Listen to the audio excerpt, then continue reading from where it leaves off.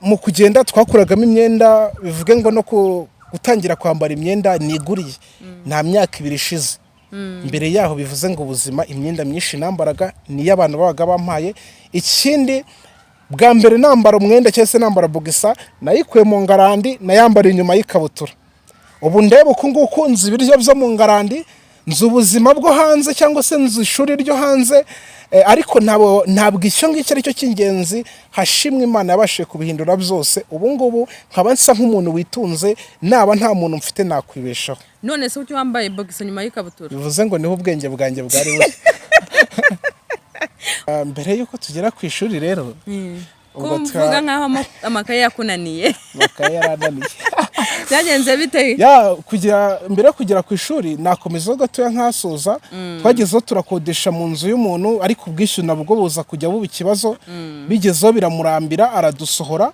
mu kudusohora rero tubona n'ahandi ho kujya dusigaranye dushinga shitingi ku bantu bari bakomeye mu kibanza turagenda dushinga ihema mu minsi mikeya umusaza ubyara papa ubyara mama ubwo namwita sogokuru aza kutwubakira kaburende buri uko ndebe uko nabaye muri burende y'ivyatsi ndayizi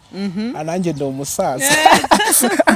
yanze burende rero tuyibamo imvura ikagirwa ikatunyagira ndibuka mu bwana bwanjye nari nkiri muto cyane ariko ndabyibuka imvura yaragwaga mama twaba turyamye kwako abantu bane mu nzu ya burende bamwe mu maguru abandi mu mirambizo abandi hirya imvura yaragwaga yaba ari nyinshi kwa kora ari mutoya akaza kambundikira nkuko inkoko ibundikira umushwa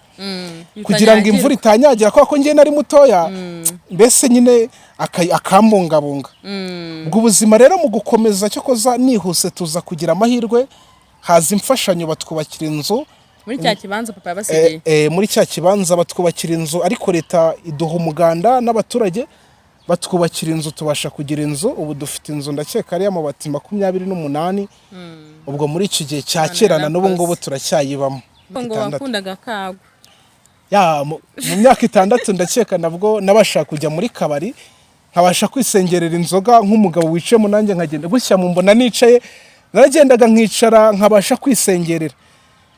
bivuze ngo narakoraga muri bikeya wakora utuntu dutandukanye ayo ubonye ukabasha kuryamo ukananywamo inzoga ugataha wasinze twongeye twagarutse kuri MS7 TV twongeye tubahaye ikaze mwebwe mwese mudukurikiye